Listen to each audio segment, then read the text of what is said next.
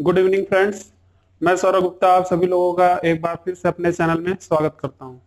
तो हम लोगों ने यूपी टेट 2018 का प्रीवियस ईयर क्वेश्चन उठाया था और 15 क्वेश्चन हम लोग लगा चुके थे। तो आज हम लोग 16 क्वेश्चन से स्टार्ट कर रहे हैं। उम्मीद है कि जो 15 क्वेश्चन के जो सोल्यूशन आपने देखे होंगे आपको काफी पसंद आया होगा। तो आज की क्लास में हम लोग पूरे जो 15 क्वेश्चन बाकी हैं उनको भी हम लोग पूरा अटेम्प्ट करेंगे, करने की कोशिश करेंगे।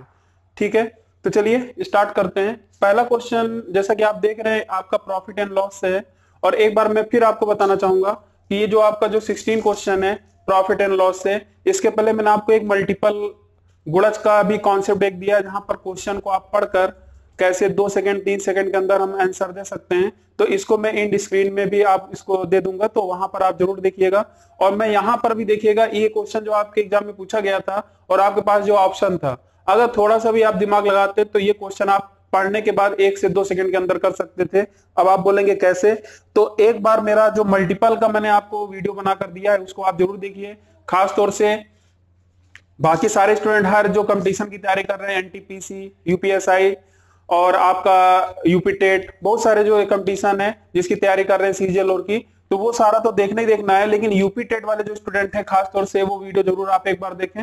वहां से आपका एक नजरिया बदलेगा कि कैसे अगर हमें तुक्का भी अगर मारना हो तो अंधी कैसे मारना है, तो कैसे हमें देख कर ही लगा देना है, तो उसको हम लोग को चेक करना है। तो चलिए देखते हैं यहां पर हम आखिर मल्टीपल गुणज का कॉन्सेप्ट कैसे यूज करते हैं, आपको खुद ही मजा आएगा। यहां पर बोला यदि किसी दुकानदार को एक वस्तु को 390 रुपए में बेचने पर 20% का लाभ होता है, तो सबसे पहले 20% की फ्रैक्शन वैल्यू क्या होती है, 1/5। और जैसा कि आपको पता है कि लाभ और हानि जो होता है हमेशा हमेशा क्रय मूल्य के रेस्पेक्ट में निकलता है। तो इसका मतलब जो ये होगा नीचे नीचे की साइड, ये आपका 5 यूनिट क्या होगा, ये आपका ये जो 5 यूनिट है यही आपका सीपी है। इसका मतलब जो हमारा आंसर होगा वो 5 का मल्टीपल होगा। हमारा जो आंसर होगा 5 का मल्टीपल होगा। तो क्या ये ऑप्शन 5 से कट रहा है? आप बोलोगे नहीं, ये भी नहीं कट रहा, ये भी नहीं कट रहा आंसर। तो आप बताइए, ये मल्टीपल हमने यहां पर भी आपको लगा कर दिखाया। और ऐसे ही एक क्वेश्चन आपको मैंने जो पार्ट 2 मैंने इसका बनाया था गुणज का कॉन्सेप्ट पे, तो वहां पर भी ऐसे मैंने कुछ क्वेश्चन आपको वहां पर दिखाए थे, तो उसको भी आप देख सकते हैं। तो अब इसका डिटेल सोल्यूशन क्या है उसको भी देख लिया जाए। ये नीचे वाला पोर्शन आपका सीपी होता है, वैसे आंसर आ चुका। ये जो आपका है 1 यूनिट का लाभ हो रहा है, और जैसा कि मैंने आपको बताया भी था, जब भी लाभ और हानि होता है तो हमेशा इस बात का याद रखिएगा, अगर लाभ होता है तो विक्रय मूल्य हमेशा क्रय मूल्य से बड़ा होगा। इसका मतलब एसपी हमेशा क्या होगा, सीपी से बड़ा होगा। और एसपी अगर सीपी से बड़ा है तो 5 अगर सीपी है तो 100% एक आपका बढ़कर एसपी कितना हो जाएगा, 6 यूनिट, और सीपी कितना हो जाएगा, 5 यूनिट। तो आप खुद ही आप देख सकते हैं, यहां से आप बता सकते थे। तो इसका मतलब यहां पर जो दिया है 390 रुपए, ये क्या कर रहा है, बेच रहा है। तो हम बोलेंगे 6 यूनिट कितने के बराबर, भाई यही तो एसपी है, तो 6 यूनिट 390 के बराबर। इसको अगर आप काटेंगे तो कितना जाएगा, 65। तो 1 यूनिट बराबर आपका 65 आ गया। और हमें 5 यूनिट की वैल्यू निकालनी थी, तो 5 यूनिट निकालने के लिए 5 गुणे 65 कर देंगे और आंसर क्या आ जाएगा, 325। और आप देख सकते हैं आंसर आ चुका है क्या। लेकिन आप ये बताइए हमें, क्या एग्जाम में ये इतना पूरा करने की जरूरत थी इस क्वेश्चन के लिए? अब आप बोलेंगे सर जरूरी थोड़ी ना कि कभी कभी 2 ऑप्शन 3 ऑप्शन भी हो सकते हैं।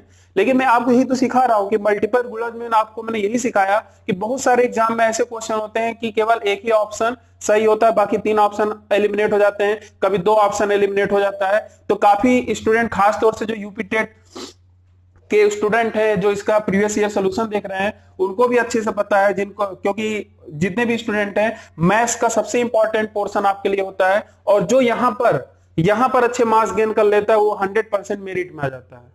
बात समझ में आ रही नहीं आ रही है? तो इसका मतलब यहां पर आपको जब इस तरीके से आप लगाना स्टार्ट करेंगे कैसे हम ऑप्शन को एलिमिनेट करते हैं, क्योंकि ज्यादातर आपको भी अच्छे से पता है कि आपके जो भी दोस्त यार है जो यूपी टेट की तैयारी कर रहे हैं, सुपर टेट की तैयारी कर रहे हैं, वो कोशिश करते हैं मैथ में। देखिए जब निगेटिव मार्किंग नहीं रहता तो आप क्या करते हैं, कोशिश करते हैं पूरा पूरा टिक करने की, भाई सारे ऑप्शन मुझे टिक करने हैं। आप अपने अकॉर्डिंग जो आपको अच्छा लग रहा है उसको टिक कर रहे हो। लेकिन मैं यहां आपको तरीका बता रहा हूं कि कल को आपको मान लीजिए अगर तुक्का भी मारना है तो किस हिसाब से आपको सोच कर मारना है, वो 100% सही भी होगा, इसकी मेरी गारंटी है।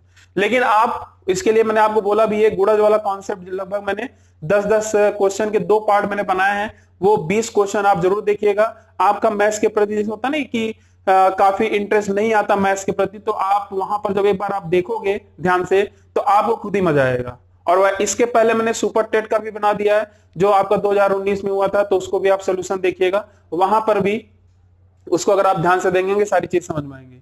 और जो लोग डायरेक्ट ये 16 क्वेश्चन से देख रहे हैं, इसके पहले मैंने इसका पार्ट 1 बनाया था क्योंकि वीडियो लंबी हो रही थी, नहीं तो मैं कल ही बना देता क्योंकि काफी लंबा हो जाता वीडियो। तो आपके लिए लगभग वो 45 मिनट का वीडियो बना था, तो ऐसे में भी ये कोशिश करूंगा 30 से 35 मिनट के अंदर आपका ये वीडियो फिनिश हो जाए, और जिससे आप दोनों पार्ट अगर देखेंगे तो आपको 30 क्वेश्चन लगाने का तरीका मिलेगा, और ऐसे क्वेश्चन अगर कभी एग्जाम में आएंगे तो आप कभी गलती नहीं करेंगे। ठीक है, तो यहां पर ये क्वेश्चन हो चुका है। चलिए क्वेश्चन नंबर 17 पर आते हैं। ये भी काफी अच्छा क्वेश्चन पूछा गया था, one of the best question. यहां पर एग्जामिनर ने यहां पर आपको कंफ्यूज करने की कोशिश किया था, तो एक बार आप इसको पढ़िएगा और फिर हम लोग इसको लगाने की कोशिश करते हैं। ठीक है, तो यहाँ आंसर कितना था, 325 रुपए इसका क्रय मूल्य था। और यहाँ पर आपने देखा कि 16 नंबर क्वेश्चन को कैसे हमने गुणज के थ्रू हमने लिया, कोशिश किया करने की, और तुरंत आपका आंसर आ गया। तो चलिए क्वेश्चन पढ़ लिया जाए। क्वेश्चन लिखा है, यदि किसी आयताकार भूखंड की लंबाई और चौड़ाई में क्रमशः 50% तथा 20% की वृद्धि कर दी जाए तो इसका क्षेत्रफल कितना परसेंट नहीं बढ़ जाएगा। यहाँ पर एक क्वेश्चन कई बार आपके एग्जाम में पूछता है कि इसका क्षेत्रफल कितने परसेंट बढ़ जाएगा, लेकिन यहाँ आप अगर ध्यान से देखें, यहाँ आपसे पूछ रहा है इसका क्षेत्रफल कितना गुना बढ़ जाएगा। कितना गुना बढ़ जाएगा, ये क्या है, इंक्रीज। यहां पर बहुत इंपॉर्टेंट छोटी सी बात है, अगर मैं यहां बढ़ जाएगा, अगर ये बढ़ जाएगा ना दिया होता, लिखा होता इसका क्षेत्रफल कितना गुना हो जाएगा, अब कितना गुना हो जाएगा, तो सारे दोनों ही क्वेश्चन पर हम लोग डिस्कस करेंगे, क्योंकि ये काफी अच्छा क्वेश्चन है, क्योंकि एग्जामिनर यहां फंसाने की कोशिश किया है। चलिए कोशिश करते हैं। चलिए लंबाई क्या है, 50%। सबसे पहले आपको फ्रैक्शन वैल्यू आपको आना चाहिए कि 50% की वैल्यू जो होती है 1/2 होता है। अगर आपको ये याद नहीं है तो आप इसको परसेंटेज को क्या लिखते हो, जैसे मैं एक बार बता दे रहा हूं, 50/100 करते हो तो इसको काटते हो तो क्या आता है, 1/2 आता है। या अगर आपको याद है तो डायरेक्ट भी लिख सकते हैं, लेकिन आपको याद होना चाहिए। 20% की वैल्यू अगर आपसे मैं पूछूं तो कितना होता है, 1/5। क्लियर है, तो ये आपके बताइए 50% लंबाई में वृद्धि हो रही है, और नीचे वाला हमेशा क्या होता है, नीचे वाला हमेशा ये बताता है कि पहले जो आयताकार भूखंड था उसकी लंबाई कितनी थी, 2 यूनिट, अब 1 बढ़ गया क्योंकि इंक्रीज हो रहा है, तो 1 बढ़ गया तो अब कितना हो गया, 3। पहले 5 था चौड़ाई, अब 1 बढ़ गया तो कितना हो गया, 6। तो आप क्या करते हैं, आसान सा मेथड है, तो इसका मल्टीप्लाई करते हैं तो ये 10 आ जाता है, और ये कितना जाता है, 6 3 18। अब यहां पर यहां तक आ गया। अगर देखिए मैं यहां से आपको 3 क्वेश्चन बताने की कोशिश कर रहा हूं, और यहां से तीनों क्वेश्चन ही काफी इंपॉर्टेंट है। पहला क्वेश्चन तो आपके एग्जाम में कई बार पूछता है कि इसके क्षेत्रफल में कितने परसेंट की वृद्धि होगी। ध्यान सुनिएगा, इसके क्षेत्रफल में कितने परसेंट की वृद्धि होगी, तो आप बोलोगे 8 की वृद्धि हो रही है कितने पर, 10 पर। ये तो बोलोगे ना, 8 की वृद्धि हो रही है 10 पर, तो 8/10 गुणे 100, तो इसको आप काटोगे तो आप बोलोगे 80% का यहां पर वृद्धि हो रही है, अगर ये क्वेश्चन पूछा जाता तो। इसका जो दूसरा क्वेश्चन का पार्ट है, क्या पूछा जाता है, अगर ये पूछ देता है इसका क्षेत्रफल कितना गुना हो जाएगा, तो पहले 10 था अब 18 हो गया। जैसे अगर मैं थोड़ा सा आपको समझाऊं इस तरीके से, जैसे कल मैंने जो पार्ट 1 था वहां आपने देखा था साधारण ब्याज का क्वेश्चन था कि 10 वर्ष में क्या हो जाता है, अपने मूलधन का दुगना हो जाता है, फिर 3 तिगुना होने में फिर आपसे पूछा था कितना वर्ष लगेगा। तो यहां पर ये बताइए, इसका मतलब अगर मैं थोड़े से एग्जांपल, छोटा सा एग्जांपल देकर समझाऊं कि अगर 10 से अगर ये 20 हो जा रहा है तो आप बोलते हो ये दुगना हो गया। ये क्या हो गया, दुगना हो गया है। और दुगना होने का मतलब कैसे आपने बताया, 20/10 किया और इसको काट दिया, तो आप बोलते हो कि भाई ये 2 गुना हो गया। बहुत ध्यान समझिएगा। अगर आपसे ये पूछता है इसका क्षेत्रफल अब कितना हो जाएगा, कितना गुना हो जाएगा, तो आप क्या करोगे, 18/10। जैसे मैंने कहा ना 20/10 तो 2 गुना हो जाएगा, तो आप बोलोगे 1.8 गुना हो जाएगा, 1.8 गुना हो जाएगा। और 1.8 गुना अगर आप इसको लिखना चाहते हो तो इसका मतलब ध्यान रखिएगा, 1.8 को अगर हम ये 18/10 लिख सकते हैं, तो आप बोलोगे 2 9 18, 2 5 10, आपका आया 9/5, और इसको अगर सॉल्व करेंगे तो आ जाएगा 1 सही 4/5। और आप कहीं ना कहीं देख रहे हैं एक ऑप्शन आपके सामने बी वाला भी है, तो क्या ये आपका सही होगा कि गलत होगा, तो 100%, क्योंकि ये आपका आंसर आया कितना गुना हो गया। अब जो क्षेत्रफल है अब कितना गुना हो गया, लेकिन यहां आप ध्यान से देखें, यहां इंक्रीज बोल रहा है और ये बढ़ रहा है, बोला कि इसका क्षेत्रफल कितना गुना बढ़ जाएगा, बढ़ जाएगा। इसका मतलब अगर ये बताइए, अगर ये आपका 18 है, मतलब यहां से अगर 10 से 18 हो रहा है, तो आप बोल रहे हो 1.8 गुना, 1.8 गुना हो गया है, तो इसका मतलब सीधी सी बात है। या ऐसे आप समझ लीजिए थोड़ी देर के लिए, अगर ये 1 हो रहा है, ये 2 हो रहा है, तो आप बोलते हो कि 1 यूनिट बढ़ गया। 1 यूनिट बढ़ गया। इसके अलावा ये 10 है, ये 18 हो रहा है, तो आप बोलोगे 8 बढ़ गया। और अगर 8 बढ़ गया कितने पर? 10 पर, तो आप बोलोगे 0.8। या यहां से भी समझ सकते थे कि 1.8 गुना होने का मतलब क्या है, पहले 1 गुना था, इसके अलावा 0.8 गुने की वृद्धि हो गई। और 0.8 गुने को क्या हम 8/10 लिख सकते हैं? तो आप बोलोगे आंसर क्या आएगा? 4/5 की वृद्धि हो जाएगी और यही आपका आंसर हो जाएगा। तो हमारा आंसर क्या आ जाएगा? A option. तो ये काफी अच्छा क्वेश्चन था और यहां से मैंने आपको 3 क्वेश्चन आपको बताया कि आपके एग्जाम में इस तरीके से तीनों क्वेश्चन को इस तरीके से हम अटेम्प्ट करेंगे। और ये आपका one of the best question था और इसमें काफी वो भी काफी इसमें डिस्कशन चल रहा था कि भाई ये क्वेश्चन सही है कि गलत है इसका ऑप्शन की। तो आप इसको टैली करिएगा, आपका आंसर क्या होगा। उम्मीद है कि आपको सोल्यूशन सारी चीजें समझ में आ गई होंगी। अगर थोड़ा कम समझ में आया होगा तो एक बार इसको रिमाइंड करिए और उसको देखने की कोशिश करिए। तो ये दोनों क्वेश्चन काफी अच्छे क्वेश्चन थे। यहाँ मैंने गुणज का कॉन्सेप्ट लिया। अब हम लोग 18 क्वेश्चन पर आते हैं और आज का जो पार्ट 2 है ये उतना आपका टफ नहीं है। यहाँ पर जो क्वेश्चन है काफी आसान है, तो हम लोग काफी जल्दी कोशिश करेंगे करने की। तो क्या है ये क्वेश्चन एक पूछा गया था, सबसे छोटी ऋणात्तर अभाज्य पूर्णांक है। देखिए कभी कभी क्या होते हैं, हिंदी में भी कुछ ऐसे लैंग्वेज यूज कर देता है कि आप कंफ्यूज हो जाते हैं। तो इस पे ज्यादा नहीं पढ़ना है, आपको ये ध्यान रखना है इंग्लिश में भी थोड़ा अगर आप जाकर देखें। इसलिए बोला जाता है कि इंग्लिश को भी अगर कुछ हिंदी में कुछ फॉल्ट आता है क्वेश्चन पेपर में, आपने देखा होगा उसमें साफ साफ लिखा रहता है इंग्लिश लैंग्वेज ही मानक माना जाएगा, उसके अकॉर्डिंग ही आपको मिलेगा। इसीलिए आपको जब भी कोई हेडिंग मैथ्स में आप पढ़ रहे हैं, जैसे अभाज्य क्या होता है, प्राइम इसे बोलते हैं, तो इसीलिए मैं भी जब आपको पढ़ाता हूँ कुछ ना कुछ इंग्लिश टर्मिनोलॉजी यूज करता हूँ जिससे आपको कोई दिक्कत ना हो।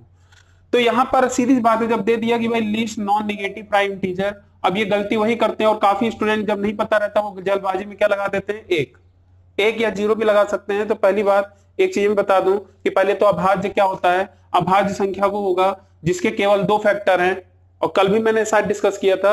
और उस अभाज्य पूर्णांक होगा जिसके केवल 2 फैक्टर होते हैं, या तो वो 1 से कटता है या खुद से कटता है। तो एक ऑलरेडी सीधी सी पता है कि एक तो हो ही नहीं सकता ना, तो इसीलिए ध्यान रखना है ना तो एक अभाज्य संख्या होती है ना तो भाज्य संख्या होती है। ना एक जो एक होता है ना तो अभाज्य होता है ना तो भाज्य होता है, इस बात का ध्यान रखना। सबसे छोटी जो सम अभाज्य संख्या होती है वो क्या होती है, 2 होती है। तो इसका आंसर क्या था, 2। कुछ ऐसे क्वेश्चन रहेंगे, कम से कम अगर 30 क्वेश्चन है, कम से कम ऐसे 8-10 क्वेश्चन होंगे जो देखते ही आप लगा सकते हैं। चलिए आगे बढ़ते हैं। ये क्वेश्चन भी अगर आप ध्यान दें, कुछ लोग को लगा कि मैं इसके पीछे भी आपको क्वेश्चन बता रहा हूं कि यहाँ पर कुछ लोग क्या सोचते हैं। कुछ लोग सोचते हैं यार ये चल बड़ा आसान सा क्वेश्चन आया था, अगर ये जोड़ पूछा गया ये तो हम कर ही देंगे। अब काफी स्टूडेंट ऐसे होंगे जो पहले से 1 सही 1/2 है, तो आप क्या करते हैं 2 1 कम 2 फिर 1 3/2, 11 दूनी 22 1 23/2, तो फिर आपने पूरा डिटेल में किया। मतलब ये जो क्वेश्चन था, ये क्वेश्चन जो आपका 3 से 4 सेकंड का है, अब इसको आप करते करते 30-35 सेकंड तक लेते हैं। भाई क्या मतलब है, अब इसका लॉजिक समझिएगा। यहां पर अगर ध्यान दे, जो 1 से 1/2 है, क्या मैं इसको 1 + 1/2 11 + 1/2 लिख सकता हूं। मैं इसके सही पे अगर काम करूं तो आप यहां पर एक पैटर्न ध्यान समझिएगा। आपके एग्जाम में कई बार इस तरीके से क्वेश्चन पूछा जाता है। अगर ऐसा आपको ये पैटर्न दिख रहा है 1 प्लस फिर 11 प्लस 111 फिर ऐसे बढ़ता जाएगा, तो सीधी सी बात है इन सभी का जोड़ हमेशा याद रखिएगा 1 2 3 4। याद नहीं रखना है, मतलब मैं समझा रहा हूं क्या कि अगर ये 4 बार 1 से लेकर 4 तक गया तो 1 2 3 4, फिर मान लीजिए मैं प्लस करके ये 1 कितनी बार लिखूं, 5 बार लिख दूं, तो आप बोलोगे 1 2 3 4 5। और ध्यान रखिएगा 1 से स्टार्ट होना चाहिए। अगर यही एक से स्टार्ट होते होते 7 बार 1 आया है तो आप डायरेक्ट लिख दोगे 1 2 3 4 5 6 7। ये सिर्फ समझाने में टाइम लग रहा है, इसीलिए आप ध्यान रखिएगा। एक मैंने वीडियो इस तरीके से बनाया भी है, पैटर्न बेस्ड क्वेश्चन। उस पैटर्न बेस्ड क्वेश्चन पे आपको काफी मजा आएगा और वहां से एक क्वेश्चन जरूर पूछा जाएगा। आपको याद होगा उसी पैटर्न पे बेस पे मैंने सुपर टेट में भी एक क्वेश्चन आपको कराया था, आपको याद होगा इस तरीके से सुपर टेट में क्वेश्चन पूछा गया था। तो कुछ ऐसे ही पैटर्न बेस पे आपके एग्जाम में देखिए यहां पर भी आ चुका है। तो यहां पर ये बताइए 1 2 3 4 ये आ गया। अब यहां पर ये बताइए ये हाफ भी तो अभी हमने छोड़ा है, तो हाफ हाफ मिलकर 1 बनाएगा, 2 हाफ मिलकर 1 बनाया, यहां से 2 हाफ मिलकर 1 बनाया, तो 1234 में 2 और जोड़ देंगे तो कितना जाएगा 1236। तो हमारा आंसर क्या हो जाएगा 1236। तो इस तरीके से आप एग्जाम में जल्दी कर सकते थे। अब ये नहीं कि इसको सही बटे में 2 1 कम 2 3/2 फिर 23/2 फिर आपने जोड़ा, फिर काफी टाइम लग जाएगा। ठीक है, चलिए 20 नंबर क्वेश्चन जो है ये आपका क्वेश्चन रीजनिंग से है और काफी आसान सा क्वेश्चन है, मैंने ले लिया वैसे ही। तो कहीं ना कहीं आप वो सभी लोग ये क्वेश्चन करके आए होंगे, तो क्योंकि सीधे सीधे दिख रहा है 4 3 7 6 1 7 3 2 5 4 1 5 8 7 15 9 6 15, तो यहां से देखिए 6 5 11 7 4 11, तो यहाँ पर आपको एस्ट्रिक जो है, स्टार का जो सिंबल है, यहाँ पर आपको इसी का मान पूछा गया था कि इसका मान क्या था, तो आप बताइए इसका आंसर क्या था, 11। तो ये आपके 3 क्वेश्चन थे, काफी आसान से क्वेश्चन थे। यहाँ पर बस थोड़ा सा जो कुछ बातें थी जो मैंने आपको समझाई है, तो इस बात का हमेशा ध्यान रखिएगा। और ये क्वेश्चन तो कितनी बार पूछा जाता है, क्या भाज्य वाले संख्या। और मैंने कल बताया भी था कि आपके एग्जाम के लिए नंबर सिस्टम संख्या पद्धति का चैप्टर काफी इंपॉर्टेंट है, तो उस चैप्टर को आप ध्यान से पढ़ कर जाइएगा, ठीक है। और मुझे अगर टाइम मिला तो मैं आपके सामने नंबर सिस्टम का भी इस तरीके से आपके लिए लेकर आऊंगा, और वहां से आपको काफी। अगला क्वेश्चन देखिएगा, यहाँ पर बहुत ही आसान सा एक क्वेश्चन, आपके खासतौर से टेट के बहुत सारे पेपर में, प्रीवियस ईयर पेपरों में ऐसे क्वेश्चन आपने जरूर देखे होंगे। और कुछ लोग सोचते हैं काफी आसान क्वेश्चन होता है, और लेकिन यहाँ पर भी आप कहीं ना कहीं ज्यादा टाइम लेते हैं। उस ज्यादा टाइम को कम करने के लिए मैं आपको एक चीज और बताना चाहूंगा।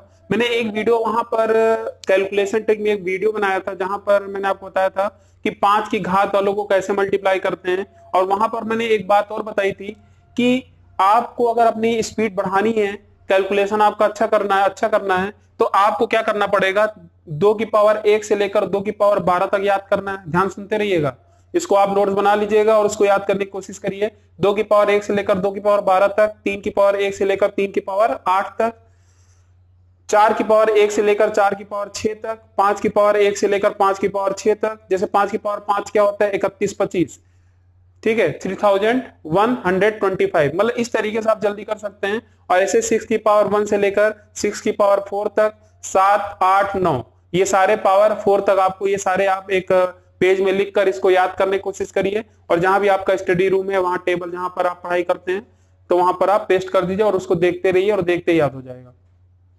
अब मैंने क्यों बोला, क्योंकि इसका फायदा क्या होने वाला, ध्यान समझिएगा। जब आपको याद होता है ना कोई चीज, 125 देखते ही तुरंत याद आएगा, हाँ ये तो मैंने याद किया था 5 का क्यूब। बात समझ में आ रही है?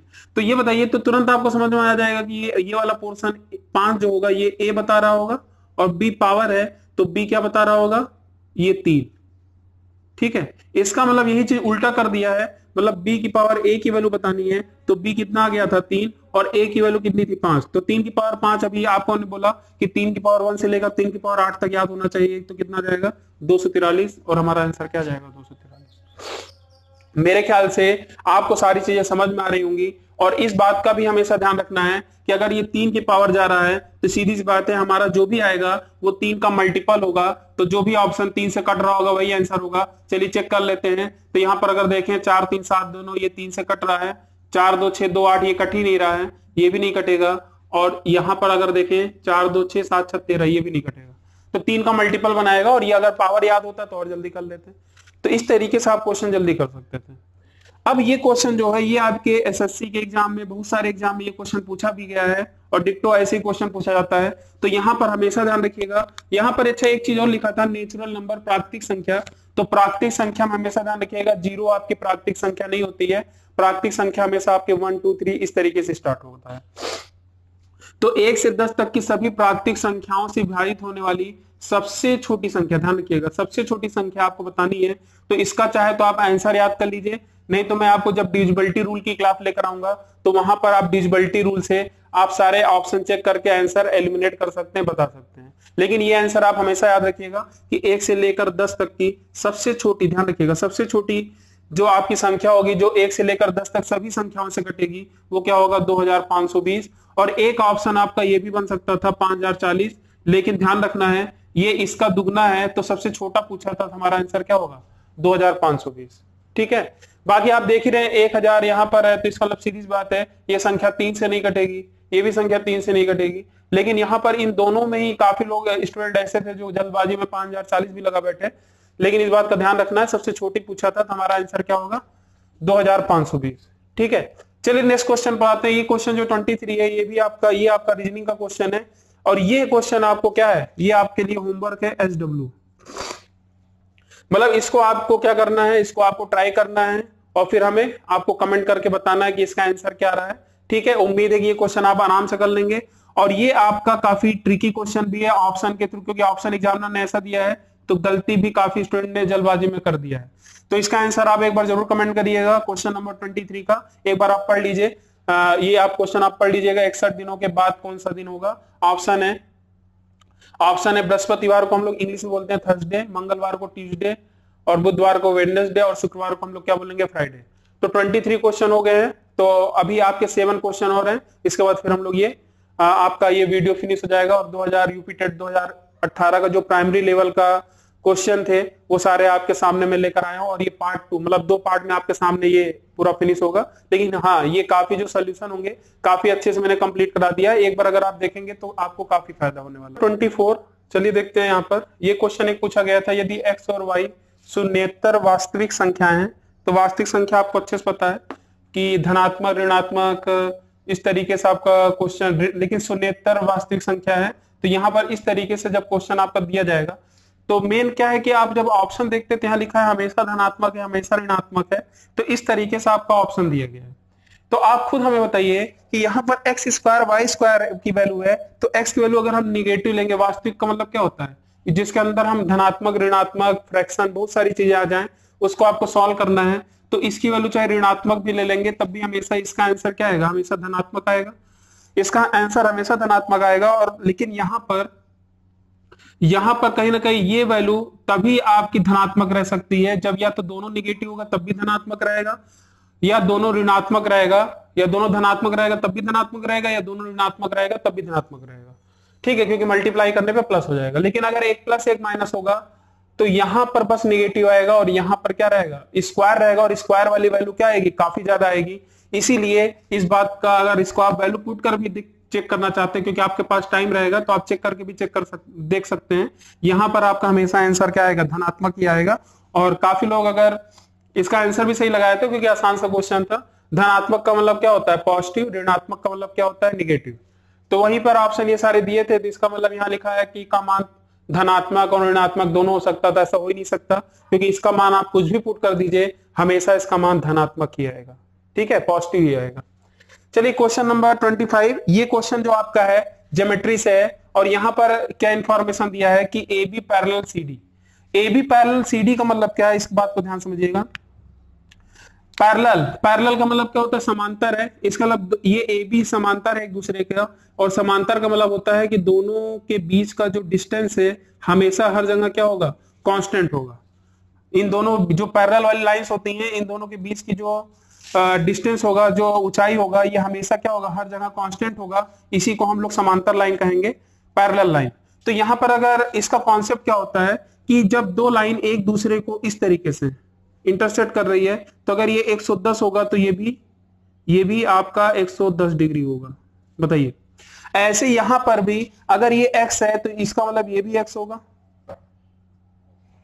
तो इस तरीके से जैसे आपने इसको किया सॉल्व, तो आपको इस बात का भी अच्छे से पता है कि अगर ये आपका समांतर लाइन, यहां पर अगर ये पैरेलल है तो इस तरीके से यहां पर ये लाइन अगर ट्रांसवर्सल है, तिर्यक रेखा है, तो इन दोनों का सम क्या होना चाहिए, इन दोनों का सम को इंटीरियर एंगल जिसे हम लोग बोलते हैं, को इंटीरियर एंगल जिसे हम लोग बोलते हैं, तो ये 110 हो जाएगा। तो इन दोनों का सम आपका 180 होता है। तो अगर ये 110 है तो y का मान कितना आ जाएगा, 70 डिग्री। ऐसे यहां पर अगर ध्यान दें, ऐसे ये भी क्या होगा, इन दोनों का सम क्या होना चाहिए, 180 डिग्री। तो अगर ये 120 है तो x की वैल्यू कितनी आ जाएगी, 60 डिग्री बस। और यहां से पूछा क्या था, y माइनस एक्स, तो y की वैल्यू 70 यहां रख दीजिए, x की वैल्यू 60 रख दीजिए, तो यहां पर आंसर क्या आ जाएगा, 10 डिग्री। तो हमारा आंसर क्या आ जाएगा, बी। तो ये दो क्वेश्चन आपके लग गए। बाकी के फिर हम लोग नेक्स्ट क्वेश्चन देखते हैं। आसान सा क्वेश्चन था ये भी, देखिए ये भी एक आसान सा क्वेश्चन था, लेकिन इसको भी आप कुछ लोग इसको वैल्यू पुट करके भी कर सकते हैं, क्योंकि a की वैल्यू 9 हो जाएगी, b की वैल्यू क्या आ जाएगी, 10 आ जाएगी। तो यहाँ अगर रखेंगे तो क्या आ जाएगा, 9 का स्क्वायर यहाँ रख दीजिए, तो आंसर आ जाएगा, देखिए 9 का स्क्वायर प्लस 10 का स्क्वायर और माइनस 9 इंटू 10, तो यहाँ से आ जाएगा 81 प्लस 100 माइनस 90। और इसको पूरा सॉल्व करेंगे तो आपका आंसर क्या आ जाएगा, 91। और हमारा यही आंसर था। लेकिन क्या हम इसको मुजवानी भी कर सकते थे, कैलकुलेशन, इस पे बात करते हैं। तो इसको देखिए हम मुजवानी भी कर सकते थे। उसके लिए मैं थोड़ा सा लिख कर आपको समझा देता हूं, क्योंकि a माइनस बी का होल स्क्वायर जो होता है आपको अच्छे से पता होगा, ये -2ab होता है। बताइए, इसका मतलब अगर ये -2ab होता तो आंसर आपका तुरंत आ जाता, लेकिन यहां पर -ab है, तो इसका मतलब कहीं ना कहीं इसकी जो वैल्यू होगी ये होगी। इसका मतलब अगर हमें चाहिए तो हमें देखिए a square plus B square यहाँ भी है, बस हमें यहां से जो -ab एक्स्ट्रा है इसको मैं क्या कर दे रहा हूं, ध्यान दीजिएगा, दोनों साइड में अगर +ab जोड़ दूं, ध्यान दीजिएगा, और जैसे मैं अगर प्लस ए बी जोड़ूंगा तो क्या ये माइनस ए बी हो जाएगा, minus two A B plus A B क्या हो जाएगा, माइनस ए बी।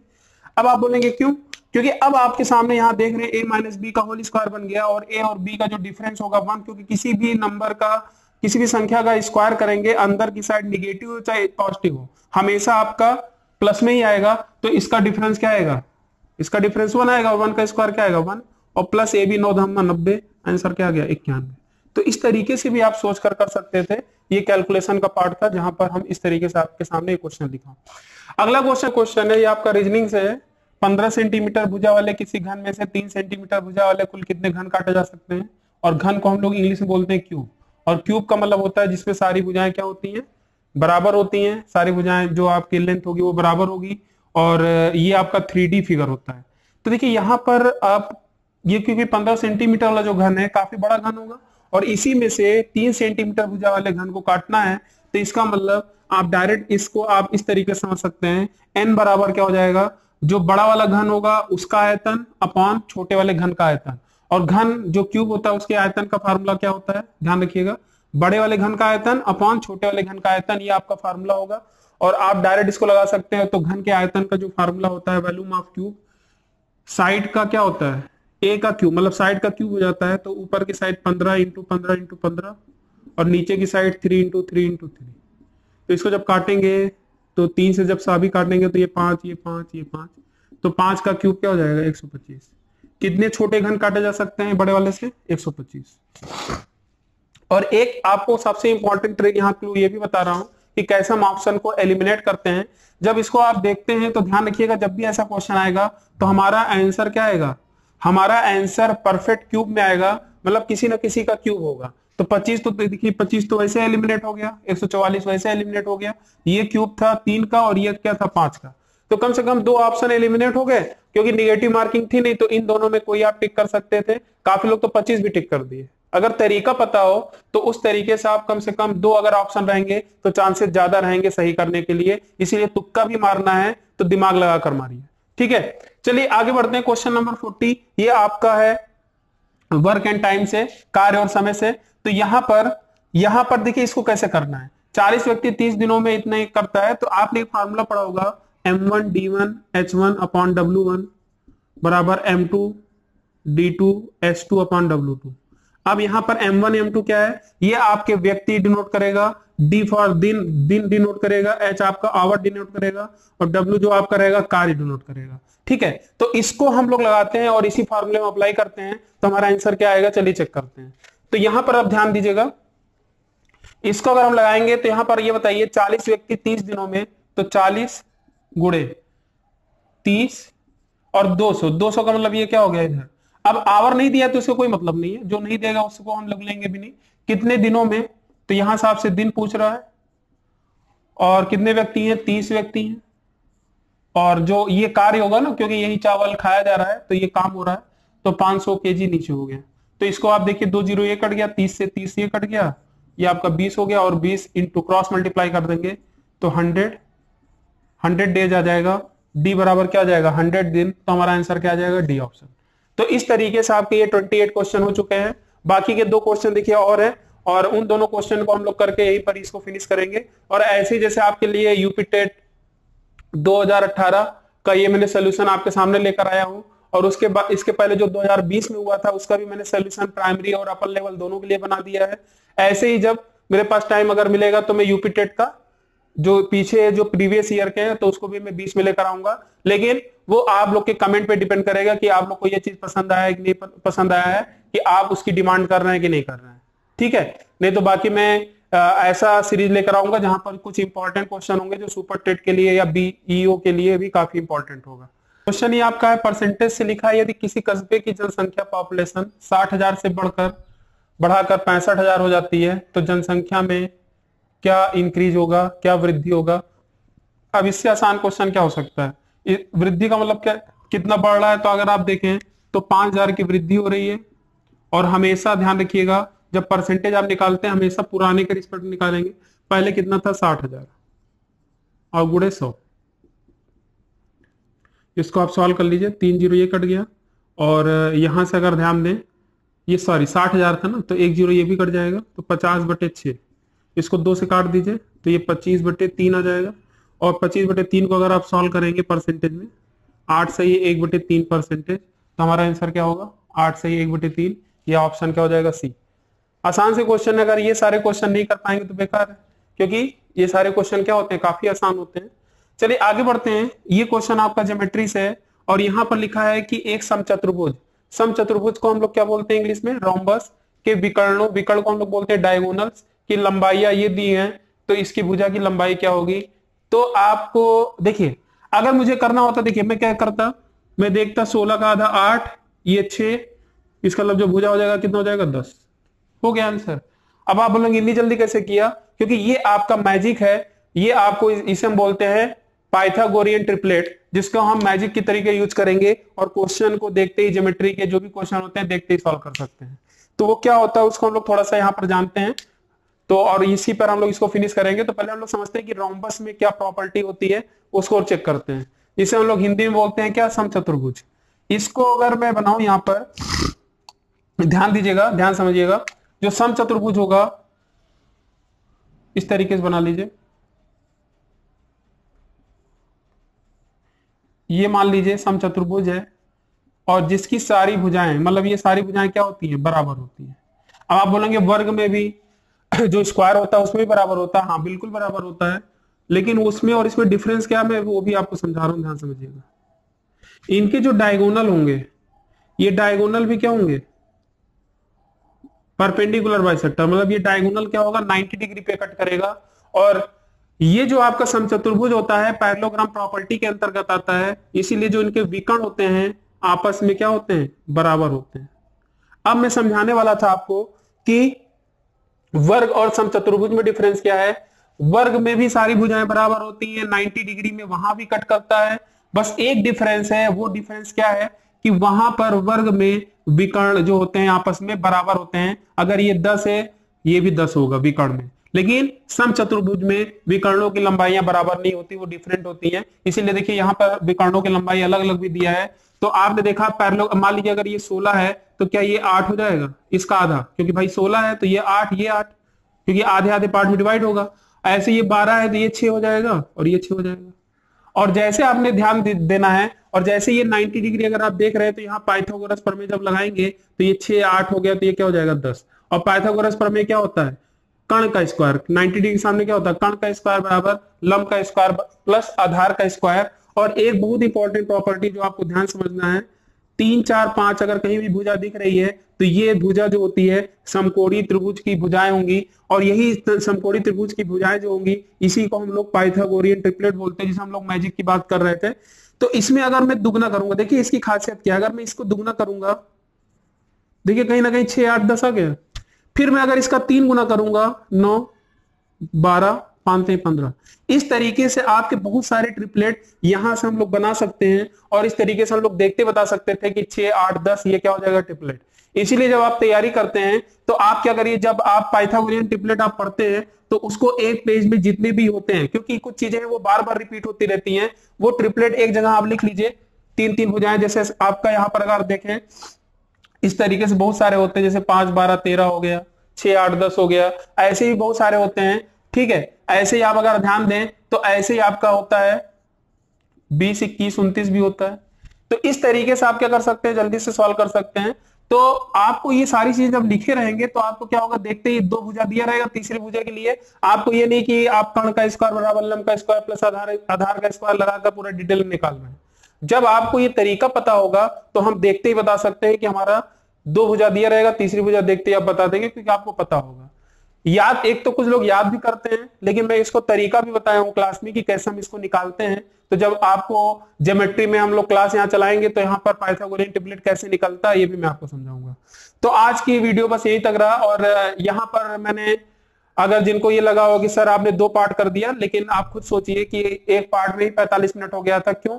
क्योंकि मैं चाहता तो जल्दी भी खत्म कर सकता था, लेकिन वहां पर मुझे पूरा डिटेल में समझाना था, बेसिक से समझाना था, खास तौर से आपके लिए ध्यान मुझे था, क्योंकि अगर मैं जल्दबाजी में बताऊंगा तो काफी चीजें नहीं समझ में आएंगी। बहुत सारे स्टूडेंट हैं जिनका मैथ्स का बेस काफी वीक है, तो इसलिए मैंने इस तरीके से समझाया है कि आपको 30 के 30 क्वेश्चन को आसानी के साथ आप समझ पाए। और इस वीडियो को अगर आपने देख लिया है तो एक बार आप फिर से देखिए, जितनी बार आप देखेंगे उतनी सारी चीजें और क्लियर होती जाएंगी। तो अगर सारे कॉन्सेप्ट आपको क्लियर हैं तो कमेंट करना बिल्कुल ना भूलिए, आपको कैसा लगा। तो ये आपका 2018 का जो सेट था मैथ्स का, मैंने पूरा आपको कंप्लीट करा दिया प्राइमरी लेवल का। फिर ऐसे ही हम लोग नेक्स्ट क्लास में जल्दी मिलेंगे। और मैंने एक शुरुआत में एक बोला भी था कि मल्टीपल गुणज का कॉन्सेप्ट पे मैंने वीडियो बना रखा है, तो उसको भी एक बार आप जरूर देखेंगे, खासतौर से टेट वाले स्टूडेंट जो देख रहे हैं। ठीक है, तो चलिए मैं उसको इंड स्क्रीन पे भी दे दूंगा। तो अगर आपको वीडियो पसंद आया तो चैनल को सब्सक्राइब करना बिल्कुल ना भूलें और अपने ग्रुप में ज्यादा से ज्यादा शेयर कर दीजिए। ठीक है, थैंक यू।